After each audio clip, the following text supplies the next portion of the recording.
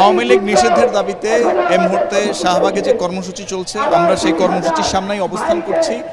এখানে বিভিন্ন প্ল্যাটফর্মের এবং বিভিন্ন দলের লোকজন এসে উপস্থিত হয়েছে আওয়ামী লীগ নিষিদ্ধের দাবিতে যে গণজমায়েত যে অবস্থান কর্মসূচি সেটিতে যোগ দেওয়ার জন্য, এবং এরই মধ্যে তারা এসে এখানে উপস্থিত হয়েছে। আমি একটু এখানকার পরিস্থিতিটা দেখাতে চাই যে এখানে আসলে কি পরিমাণ লোক সমাগম হয়েছে এবং শাহবাগের অবস্থাটা আসলে কি।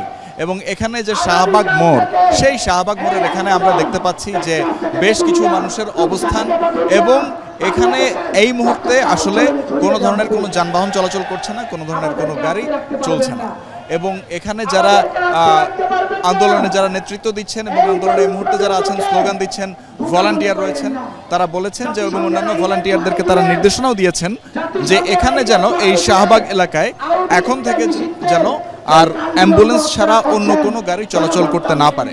এখানে আমরা যখন আসি সকালের শুরু থেকেই তখনই আমরা দেখেছি এখানে রাস্তার মধ্যে বসেই আন্দোলনকারীরা অবস্থান নিয়েছে, স্লোগানে স্লোগানে মুখরিত হয়েছে পুরো এলাকা, এবং একটু পরপরই কেউ না কেউ স্লোগান দিয়েই চলছে। এবং শাহবাগ এলাকা এখন আবার যেন একটি আগের উত্তাল রূপ ফিরে পেয়েছে, এবং এখানে সবাই শুধুমাত্র একটি কারণে এখানে হাজির হয়েছে, একটি কারণে এখানে অবস্থান নিয়েছে, সেটি হচ্ছে আওয়ামী লীগকে নিষিদ্ধ করা। এবং আমরা এখানে যারা এই মুহূর্তে রয়েছেন তাদের সাথে আমরা কথা বলেছি, তাদের কাছ থেকে জানতে চেয়েছি যে আওয়ামী লীগকে আসলে তারা কেন নিষিদ্ধ করতে চান বা কেন নিষিদ্ধ হিসেবে তারা দেখতে চান। তারা বলেছেন যে এই গণ অভ্যুত্থানের সময় থেকে তারা যে আওয়ামী লীগ এবং আওয়ামী লীগ সরকার এবং সেই সরকারের যারা সমর্থক গোষ্ঠী তারা যেভাবে নির্বিচারে হত্যাকাণ্ড চালিয়েছে, গণহত্যা চালিয়েছে, সেটি আসলে ইতিহাসের পাতায় একটি নজিরবিহীন হত্যাকাণ্ড।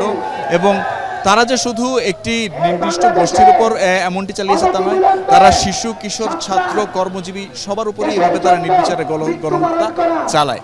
এবং এ কারণেই এবং তার আগেও যারা অন্যান্য ভিন্ন মতের যেসব লোকজন রয়েছেন তাদের উপর যে অত্যাচারের খড়গ নেমে আসতো সে বিষয়ে কিন্তু অনেকে বলেছেন।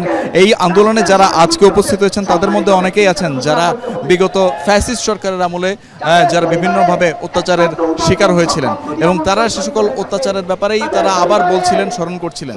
এবং এখানে জুলাই অভ্যুত্থানে আহত যারা রয়েছেন, আহত অনেক আন্দোলনকারীরাও এসে এখানে উপস্থিত হয়েছেন। তেমনই এক আহত আন্দোলনকারীকে আমরা পেয়েছিলাম, তাকে আমরা জিজ্ঞাসা করেছিলাম যে এই আহত অবস্থাতেও আসলে কেন তিনি এই আন্দোলনে অংশ নিয়েছেন, কেন এই কর্মসূচিতে এসেছেন। তিনি বলেছেন যে তিনি এই জুলাই অভ্যুত্থানের সময় আওয়ামী লীগের সন্ত্রাসীদের দ্বারা, তার ভাষ্য অনুযায়ী তিনি বলেছেন যে আওয়ামী লীগের যে সন্ত্রাসীরা রয়েছে তারা তার উপর হামলা চালায়, এবং সেই হামলা চালানোর পর তিনি শারীরিকভাবে অসুস্থ হয়ে পড়েন, অক্ষম হয়ে পড়েন এবং গুরুতরভাবে আহত হন। এখনও তিনি আহত হয়ে নিজের শরীরে ক্ষতচিহ্ন নিয়ে, সমস্যা নিয়ে, হাজারো সমস্যায় জর্জরিত হয়ে, হাজারো সমস্যাকে সাথে নিয়ে তিনি এই শাহবাগে অবস্থান করছেন। এবং তিনি গত দুদিন ধরেই এই আন্দোলন এবং আওয়ামী লীগ নিষিদ্ধের এই বিষয়ে তিনি সোচ্চার, তিনি সরব। এবং এই কারণেই তার দাবিটি ছিল যে দলটির কারণে তিনি আজ এত গুরুতরভাবে আহত, এবং যার কারণে, যে দলটির কারণে তার জীবন সম্পূর্ণরূপে ধ্বংস হয়ে গেল, সে দলটিকে নিষিদ্ধ করতে তিনি আসলে সোচ্চার থাকবেন, এবং কোনোভাবেই সেই দলটির অস্তিত্ব তিনি দেখতে চান না। সেই দলটির অস্তিত্ব, সেই দলটিকে সক্রিয় অবস্থায় দেখতে চান না। এছাড়া আমরা আরো অনেকের সাথে কথা বলেছি, তাদের কাছে জানতে চেয়েছি যে তারা আসলে কি কারণে আওয়ামী লীগকে নিষিদ্ধ হিসেবে দেখতে চান। তারা বলেছিল এই হেফাজতে ইসলামের অনেককেই 2013 সালে মতিঝিলের শাপলা চত্বরে নির্বিচারে গণহত্যার মাধ্যমে তাদের লাশ গুম করে ফেলা হয়, তাদের অনেককেই বাঁচতে দেওয়া হয়নি, এবং তারপর পরবর্তী সময়ে জেল জরিমানা সহ আরও বিভিন্ন ধরনের অত্যাচারের খড়গ কিন্তু তাদের উপর নেমে আসে। এবং এই আগের যে স্মৃতিচারণ, আগের যে দুঃসহ স্মৃতি, সেসবের কথাই তারা বারবার বলছিলেন। তারা বলছিলেন তাদের এই জুলাই অভ্যুত্থানের কথা, সেই জুলাই অভ্যুত্থানের কথাও তারা স্মরণ করছিলেন। তারা বলছিলেন যে একটি ক্ষমতাসীন সরকার, সেই ক্ষমতাসীন সরকারকে তারা ক্ষমতাচ্যুত করেছেন, তাদেরকে ভারতে পালিয়ে যেতে বাধ্য করেছেন, এবং তারা অনেকটাই আশাবাদী। তারা মনে করছেন তারা এই ব্যাপারে তারা যথেষ্ট দৃঢ় প্রতিজ্ঞ এবং তারা যথেষ্ট আত্মবিশ্বাসী যে তারা এবার আওয়ামী লীগকে নিষিদ্ধ করতে সক্ষম হবে।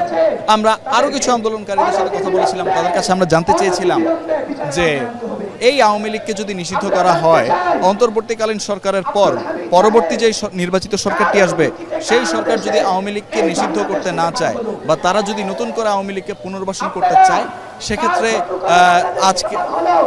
আজকে যারা আন্দোলনকারী রয়েছেন তাদের সেক্ষেত্রে তারা কি করবেন, তাদের পরিকল্পনা কি, তাদের কর্মপরিকল্পনা কি।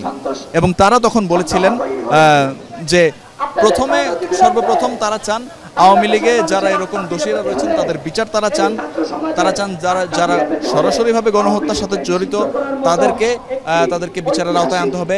আন্তর্জাতিক অপরাধ ট্রাইব্যুনালের যে ট্রাইব্যুনাল, সেই ট্রাইব্যুনালকে আরও সক্রিয় ভূমিকা পালন করতে হবে।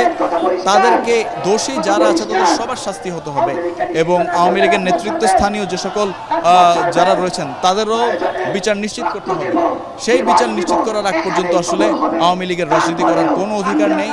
তবে সবার বিচার নিশ্চিত করার পর, সবাইকে বিচারের কাঠগড়ায় দাঁড় করানোর পর, এরপর আওয়ামী লীগ যদি চায় যে না, তারা শুধুমাত্র তাদের রাজনীতিতে দেশপ্রেমকেই ধারণ করবেন, তখন সেক্ষেত্রে তারা আওয়ামী লীগকে সাদরে গ্রহণ করবেন, এমনটিও অনেকে বলেছেন যে আওয়ামী লীগকে ভারতের প্রতি অগ্রাধিকার কমিয়ে দেশের মানুষের প্রতি তাদের ভালোবাসাকে আরও বেশি বাড়াতে হবে এবং দেশের ভালোবাসায় তাদেরকে উজ্জীবিত হতে হবে। ভারতের এক্সটেনশন হিসেবে তাদের দাবি, ভারতের এক্সটেনশন হিসেবে তারা আওয়ামী লীগকে দেখতে চায় না এবং তারা যদি ভারত ভিত্তিক রাজনীতি করতে চায় সেক্ষেত্রে আওয়ামী লীগের আসলে রাজনীতি করার কোনো অধিকার নেই। আওয়ামী লীগের রাজনীতি হবে জনগণের জন্য, আওয়ামী লীগের রাজনীতি হবে এই দেশের মানুষের জন্য, এই দেশের সার্বভৌমত্বের জন্য। সেটি যদি আওয়ামী লীগ যদি সে পথে আসতে চায় সেক্ষেত্রে তারা প্রত্যেকটি নেতৃত্বস্থানীয় আওয়ামী লীগ নেতাকর্মীদের বিচারের পর, যারা গণহত্যায় সরাসরি জড়িত তাদের বিচারের পর তারা পরবর্তীতে তারা এই বিষয়টি বিবেচনা করবেন আওয়ামী লীগ রাজনীতি করতে পারবে নাকি পারবে না। এবং আরও একটি প্রশ্ন ছিল আন্দোলনকারীদের কাছে, সেটি হচ্ছে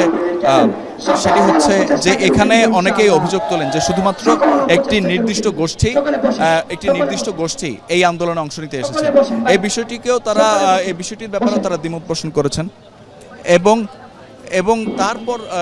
এবং তারপর এই প্রশ্নের জবাবে তারা বলেন যে আসলে এখানে বিভিন্ন ধরনের বিভিন্ন প্ল্যাটফর্মের নেতাকর্মীরা রয়েছেন, বিভিন্ন ধরনের মানুষ রয়েছেন, বিভিন্ন প্ল্যাটফর্ম থেকে যারা এসেছেন। তাদের মধ্যে এনসিপি আছে, জামাত আছে, হেফাজতে ইসলাম আছে, জুলাই ওয়ারিয়র্স আছে, এরকম বেশ কিছু প্ল্যাটফর্মের কথা তারা বলেন। সেই সাথে তারা এটাও বলেন যে এখন যেহেতু আরও বিভিন্ন ধরনের এই প্ল্যাটফর্ম এসে যুক্ত হয়েছে, সেহেতু তারা আশাবাদী অচিরেই আওয়ামী লীগকে নিষিদ্ধ করা হবে, এই সরকার আওয়ামী লীগকে নিষিদ্ধ করবে।